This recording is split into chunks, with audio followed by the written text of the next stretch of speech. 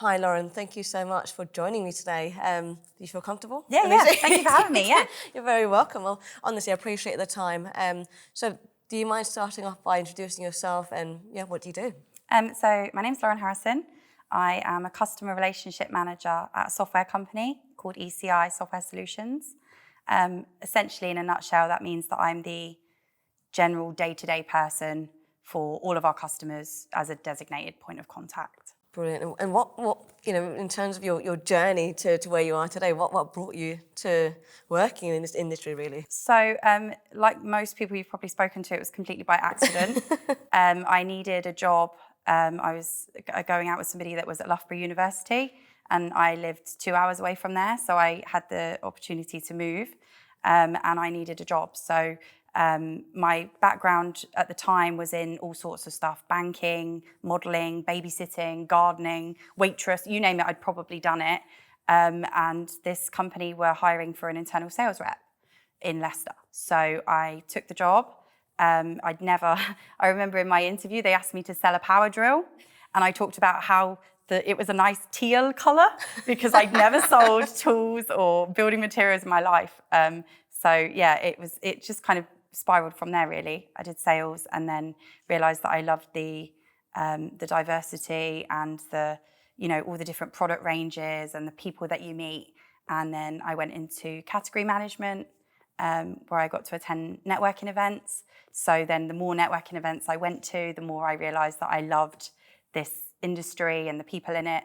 And then every job I've had since then, I've made sure that it was within this industry. Fantastic. So you seem to really be passionate about this industry, but it is a fascinating one. Yeah. And in terms of, you're here today to talk about, mental health and the importance of why we talk about mental health, especially in our industry.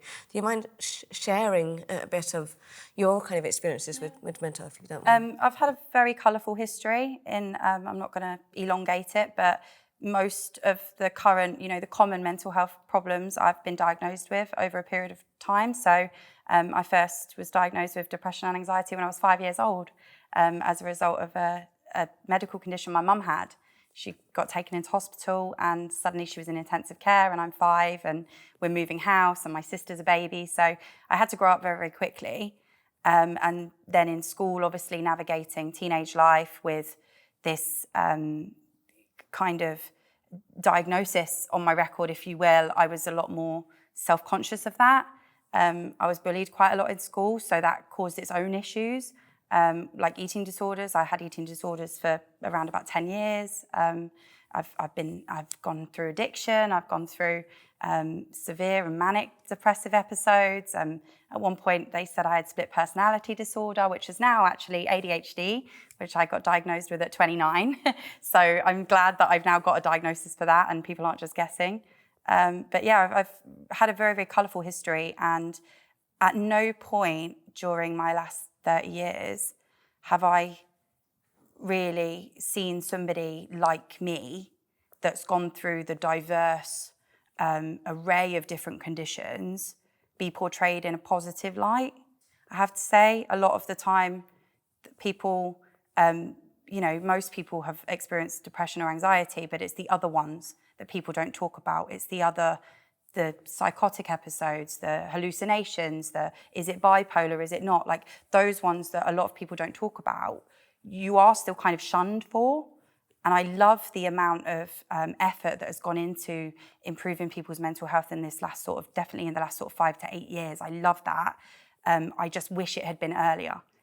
When I was going through school, when I was going through navigating my life as a young adult, even when I was then in my adult years and I'm still struggling with things and there's nobody really talking about it. So it's something I'm really, really passionate about, and it's really important. And yeah, anything that I can do to help speed that journey up so that kids are being born into a world where it's okay if your brain's a little bit different. It's okay if you have a down day, like it's all right. Just make sure that you deal with it. And there are people there to help you do that. It's a brilliant message to give out to people.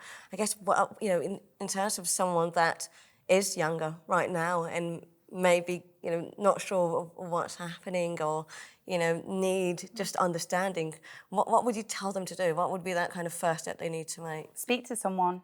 It doesn't matter who. It might be a teacher, it might be your parent, it might be a best friend, it might be a stranger at the bus stop. Speak to somebody and just say that you think you're not feeling quite all right.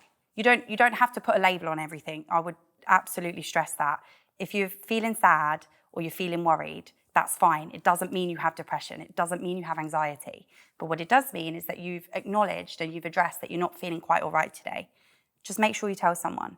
And you're creating an alliance, you're creating a safe space for yourself so that if it does get worse, and God forbid it does, you've already got that there. You've already got that person that you know you can turn to. Hopefully it doesn't, and you don't need to ever go down those routes. But the first thing is just telling somebody that there's something going on with you, whether you understand it or not, that there's something that you feel concerned about. And then let various paths take their course after that. And telling someone is so, it sounds so simple, but it's so powerful. Yeah. Do you have any kind of specialist kind of recommendations or supports that you could suggest to others? Or what's helped you? So the GP is always a great option, especially if you're if you're a teenager or you're a young adult or like later on in life. GP is always a great option because they have a duty of care and a medical professional background to hopefully explain to you what's happening and how they can help it. So they're always a great point of call, but I appreciate they're not always the first point of call. First off, it has to be somebody that you trust. So speak to somebody like a family member or a best friend or someone that you can kind of vent to, get all of that off of your chest. If you need to speak to your employer because you feel like it may affect your performance at work or you need to take time off, do that as well. There's people in every organisation that genuinely do care about the staff there, and it might not always be the person in HR, it might not always be your direct line manager, but find out who that person is and ask to speak to them, because in order for you to heal and help yourself on this journey, you don't need the added extra pressure of how am I going to live? How am I going to be able to afford my bills if I take time off? And 9 times out of 10, when you start worrying about those things, it actually makes your condition worse. It makes your mental health worse because you're focused on things that haven't even happened yet, but you're just spiraling because you don't know where to go or who to talk to. And I also, I do a lot of self-reflection as well. I have a habit of being, as my mum would say, a little bit overdramatic. So what I always do is try to give that idea or that feeling perspective.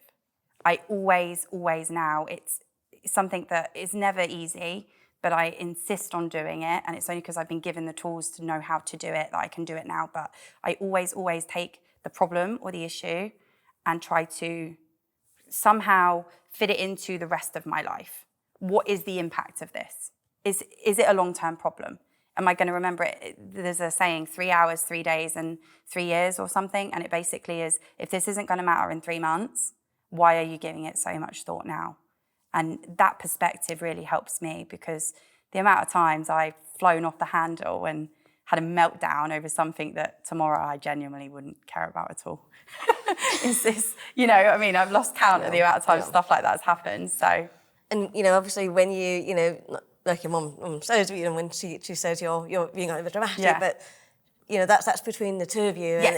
and it's more, she knows how to support you in that yes. moment. So that's why it's so important, like you're saying, talk to someone, because your family member will be there for you on that journey to help you with that. And what does your mum do then to support you? So my mum is fantastic because she's seen the peaks and troughs, if you will, the roller coaster that is my brain and my emotional capability.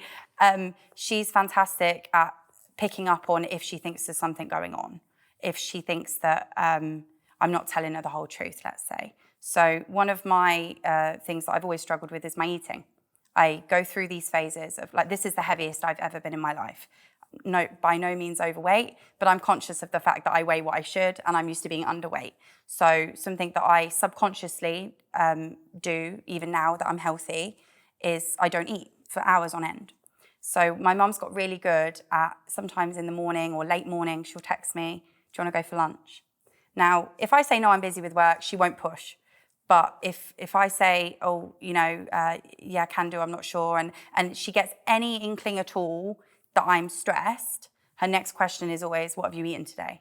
Because the same way that mental health is important, your physical health is also important. And, it's been biologically proven, medically proven, that if you're not eating and you're not sleeping and you're not drinking enough water, you will feel worse. So if she can tell that there's something off with me, her question is always, have you eaten? And if I say no, she insists we go for lunch. But it's something that actually really does help me, and it really is needed for me just to keep the right balance in my brain and my body and not feel exhausted because it's 5:30 and I've been awake since 8 a.m. and God, I actually haven't eaten today. No, even you explaining how your mum, you and your mum have that relationship. Yeah.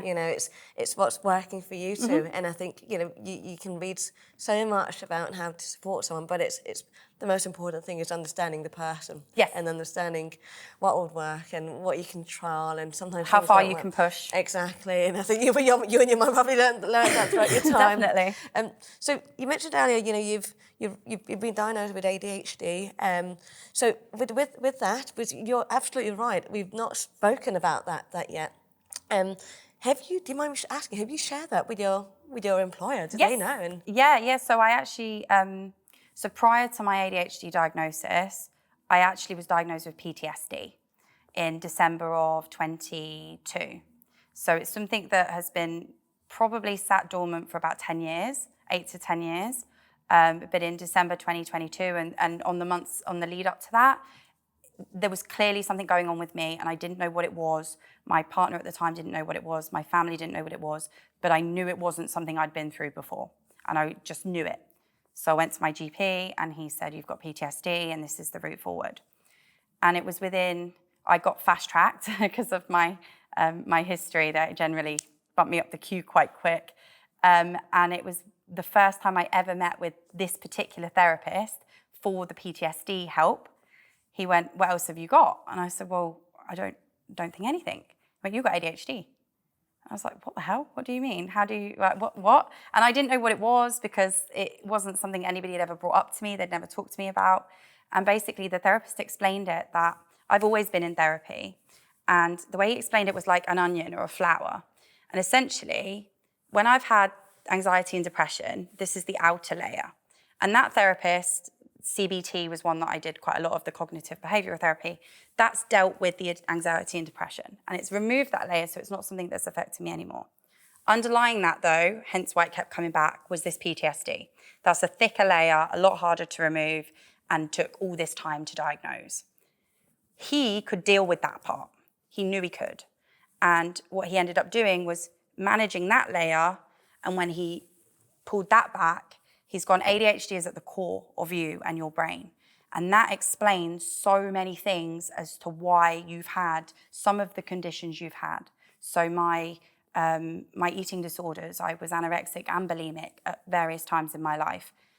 That is easier, believe it or not, for somebody with ADHD to fall into a path of, because ADHD causes an addictive personality. So knowing that and suddenly having that light bulb moment of, oh my God, the ADHD has been influencing everything. The controlling the calorie counting and the working out until you're physically sick 8 times a week and the refusing to eat food non-stop and turning to alcohol as a coping mechanism and at times doing very awful drugs. Those things were not by any means excused by, but they were influenced by that ADHD, because in the ADHD, I have a tendency to get addicted to things very easily. I get distracted very easily, hence why if I'm adamantly not eating, in an hour I've forgotten I'm not eating, but I'm still not remembering to eat. So it makes an eating disorder very easy for somebody like me.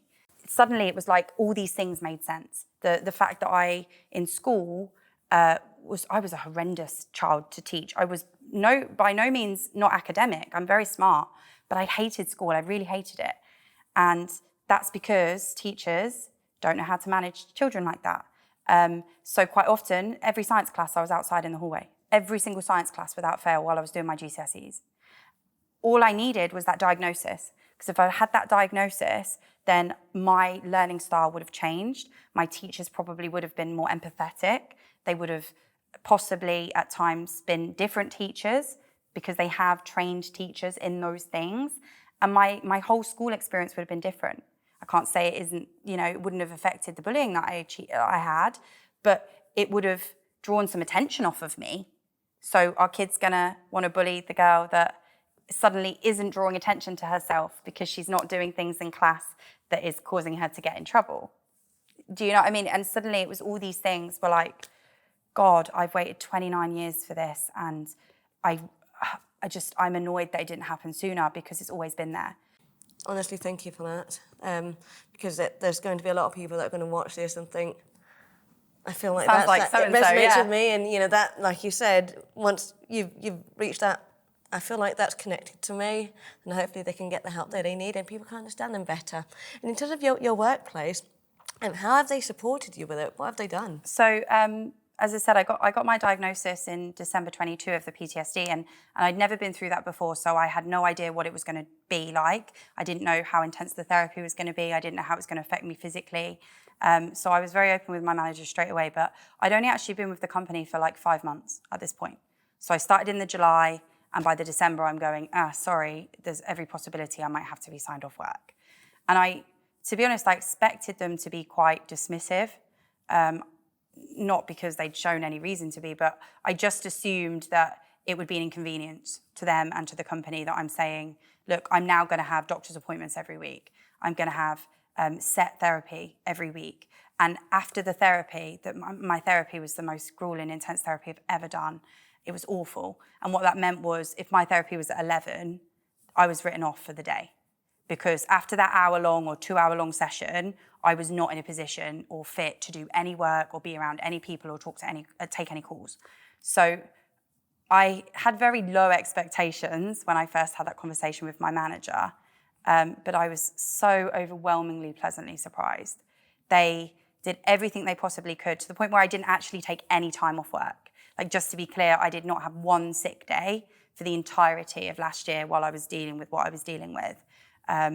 They were so accommodating and so supportive and flexible in my times of work. So yeah, I took Wednesdays off because they knew I was going to spend the morning preparing for my therapy and then after the therapy be a complete mess. So Wednesdays didn't become a day that I had to work. I could work if I wanted to, but it wasn't an expectation. But it meant that they were quite happy for me to answer emails at 8 o'clock on a Friday because that suited with my my physical and mental health journey. So that was massively helpful. I think the fact that my manager did nothing but support me on a personal level.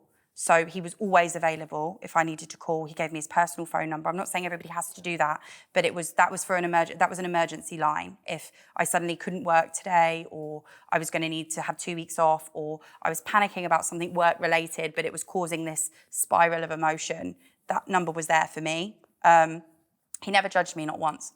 Every conversation I had with him was like just talking to a friend. It was never from at times there was talk about, we'll have to get HR involved. And again, the minute that phrase was said, I thought, oh God, I'm going to lose my job. I'm going to be a burden on this company. I've not even been here a year. They don't have to pay me sick pay. They don't have to pay me redundancy. For oh my God. And he was like, no, give them a chance. They're nice people. Speak to them. And again, pleasantly surprised. Spoke to the HR lady and she was brilliant. If there's anything you'd say to other employers in terms of, allowing someone like yourself to thrive, no matter what their situation is and what you're going through, what would you tell them right now? I appreciate it's not always possible to give the flexibility that I had. My job is round the clock anyway, so it's not uncommon for me to work at 2 a.m. or 6 at night. Like those, I think a lot of people who are doing this similar role do work crazy hours. Some weeks we do 20 hours, some weeks we do 60. So appreciate if you're in set shifts and you have to go into a workplace and have to be present on those times, it's not quite as flexible. However, I think the way you deliver that information is so important. If you make that person feel bad, even if you don't mean to, right? If you go into that conversation with any hostility or any judgment or any anger or frustration at what they've told you, all you're going to do is make that person feel worse. You're not going to help them at all. And I know there's a saying about tough love, and I think tough love is very, you can be cruel to be kind sometimes, all those, those cliches. But actually in that moment, that is not what that person needs. And if you're going in, especially straight off the bat, if you're going in straight away with, okay, well, we need you here at 3:00. Well, I'm sorry, you can't go to that doctor's appointment, which does happen. You can't go to that doctor's appointment because you booked it during work. Well, sorry, when else was I supposed to book it? I work 9 till 5, which is the same hours that my doctor is open. So I either book it during work or I don't go to the doctor. Is what you're telling me you don't want me to go to the doctor? But when you actually, I can say that now because I'm healthy and I'm well and I'm confident and I've had the education and the training and, the self-reflection. But when I went through this the first time or the second time or the fifth time, where I'm sitting down with an employer and I'm going, I don't really know what to say, but, I'm not in a good place and blah, blah, blah. And I've got a doctor's appointment tomorrow and I'm sheepish and I'm upset. And they go, well, you can't go at 10:00 tomorrow. You've got a meeting. Instantly, I'm not going to want to share anything else with you. I'm not going to have the confidence to stand up for myself. And I'm going to go, okay, well, I won't go to the doctors then. So what can the employers do? Just be open. Be open. Be honest. Be non-judgmental. Be supportive. Even if it's not like from a physical changing their shifts or cutting someone's hours, just at least when you speak to them how you would want to be spoken to in that scenario. Good, because people need to know that. Employers need to know that. Because it's not their fault. Because they need to know that the influence they can have on someone, they can make the difference between, you know what, we're now going to be working in partnership together, and I love my job, and our mates of mine, our vision is positive mental health in and through work, and it sounds replicated to what you're saying, If they offer you, kind of solutions and, support, you are positive in through the work that you're doing, and you love the job that you're doing. So now that we've talked about the kind of organisational level, what can we do as individuals to support ourselves? I think it's really important at the end of each day, the end of each week, or as I said, even in the moment, to look at the bigger picture. What have I done today? So last year, as I said, was really not in a good way. And some days I genuinely couldn't get out of bed. Like, there was no doubt about it. I went a week last year without showering. It's gross, it's disgusting. But unfortunately, I didn't have the energy to shower. And my therapist told me about this app called Daylio. How do you spell that? Daylio. It's completely free. And essentially, you choose there's something called moods, activities, hobbies. It's all these different categories, essentially, and you choose what goes in them. So your mood can be anywhere between really, really sad and angry, right through to ecstatic and overwhelmingly hyper. And you choose the in-betweens, you choose what you put in your hobbies, you choose what you put in your chores, you choose what you put in your, just things that you've achieved throughout the day. And I started doing that last year. Before I actually knew about the app, I used to just text my sister.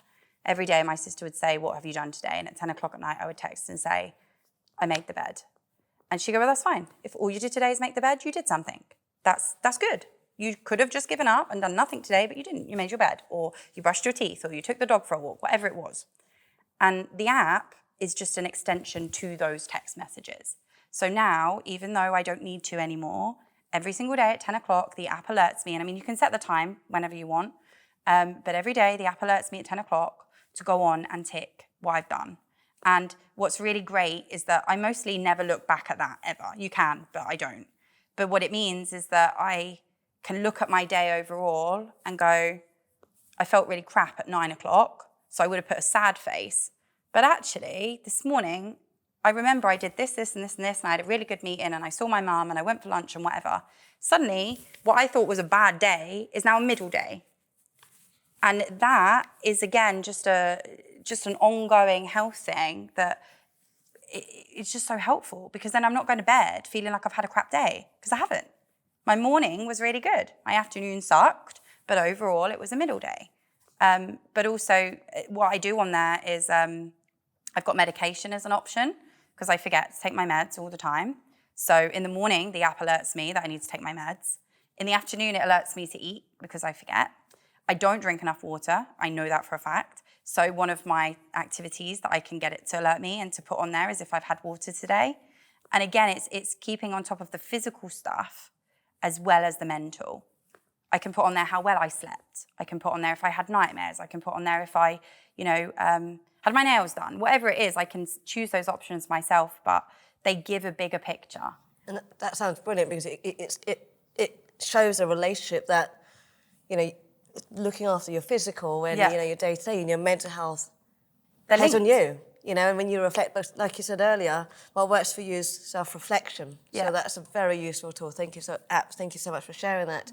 Is there anything else your workplace offers you in terms of, support? So we have the Simply Health scheme that's available to everybody. You can upgrade it if you want to, but the basic plan is still really good. That covers a lot of physical, but it also does include GP appointments, private GP appointments. So that can be about anything. It includes, I think there's a counselling line on there. There's also a website that our company give out that has lots of different resources. So there's things on there, like they're just little articles or little blogs, I suppose, of how you can be better with money, how you can, there's a big section on maternity. So if you're worrying about all things to be, mum to be, there's bits on there that can help you.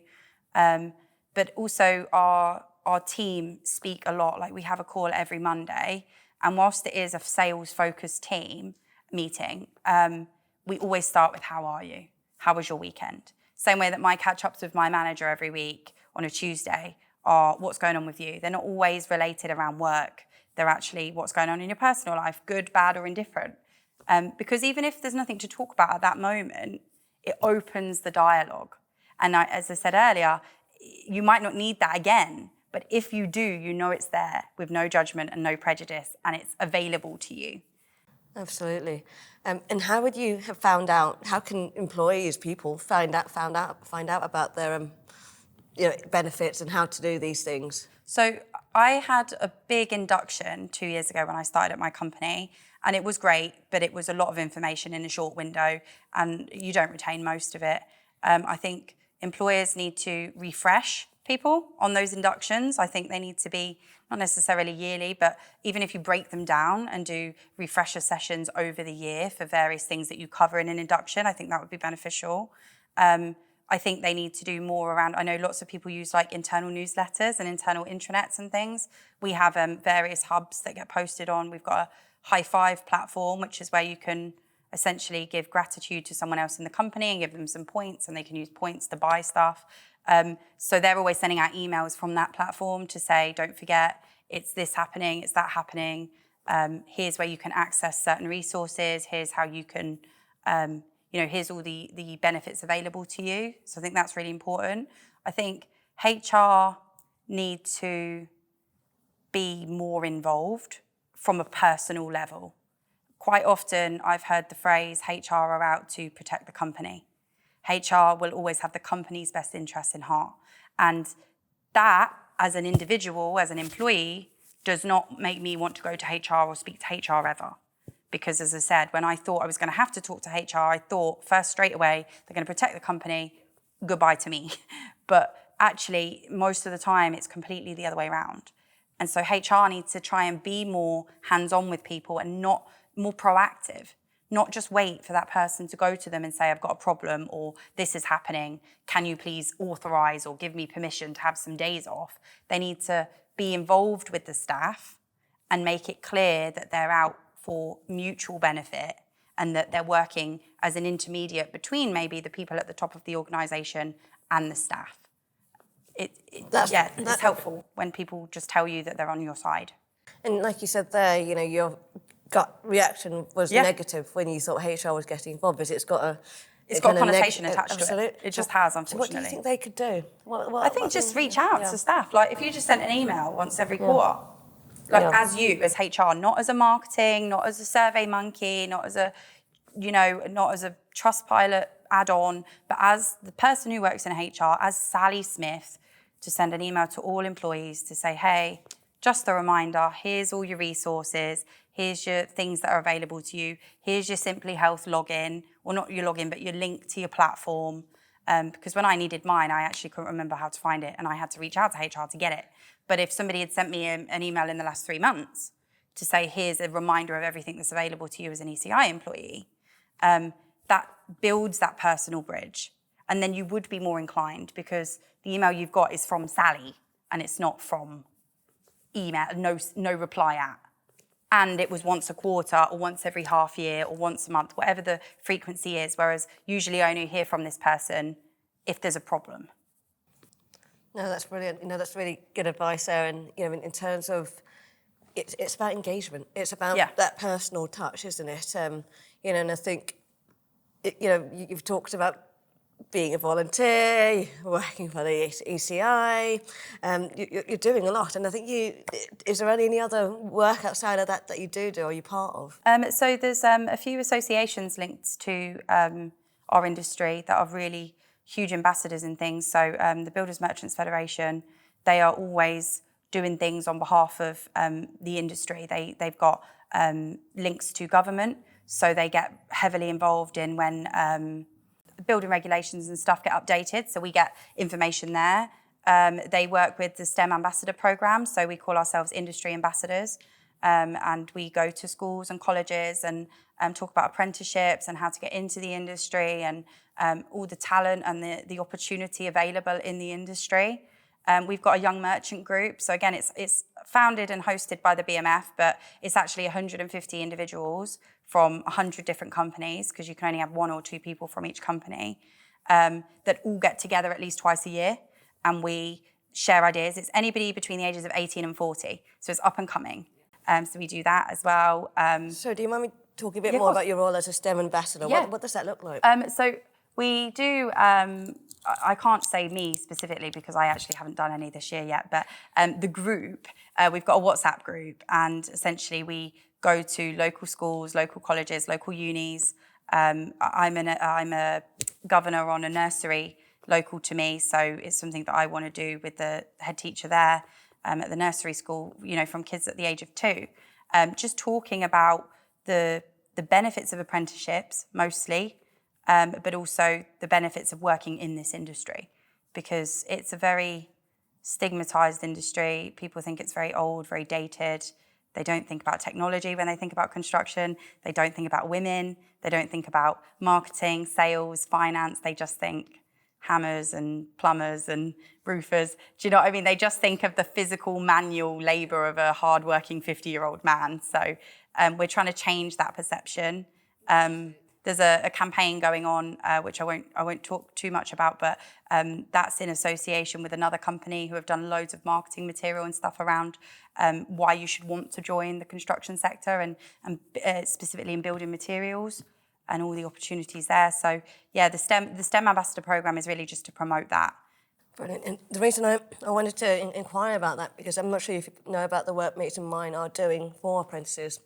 So we designed, funded by the CITB, an apprenticeship programme, because we understand some of their challenges are different to us, where we are in our lives now, where we understand, a bit more who we are, things that we like and don't like in our careers, and I think when you're exposing them to the different elements of construction, but it's also important, we're raising awareness in construction, but what we realise as a charity, how about those coming in to the industry?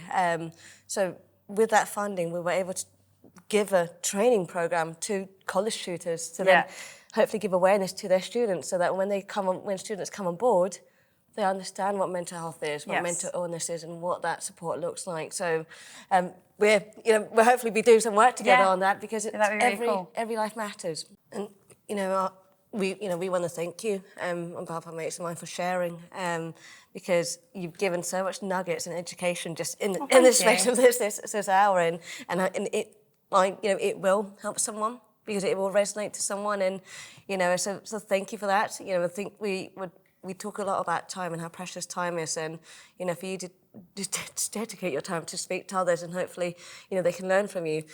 I want you to, if you can share 2 pieces of advice, one to the organisation and the other to individuals. What pieces of advice would you give them? First to the organisation. The organisation, I think, just give a damn about people.